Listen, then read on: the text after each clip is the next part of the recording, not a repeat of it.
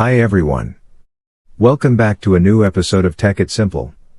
Today in this video, I'm going to show you how you can sign up for your Citizen Bank account. Keep watching the video till the end to sign up for your Citizen Bank account. Firstly, download your Citizen Banking application on your device. Open the application, and you will be directed towards the interface like this. Here, you will be asked to enter your user ID and password to log into your account.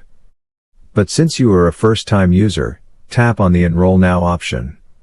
It will take you to the sign-up page where you need to enter certain criteria to start building up your online banking experience at Citizen Bank.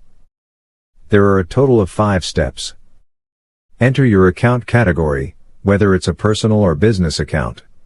Choose one of the options. Enter your last name, your full social security number or TIN, and date of birth. Click on Next, and you'll be directed towards another step. Enter the credentials, and eventually, your account will be created in no time. This is how you can sign up for your Citizen Bank account quickly and easily in just a few steps. If you have any thoughts or queries, let us know in the comment section. Don't forget to subscribe to our channel and also press the notification bell icon so that YouTube will notify you whenever we post a new video. Thank you so much for watching.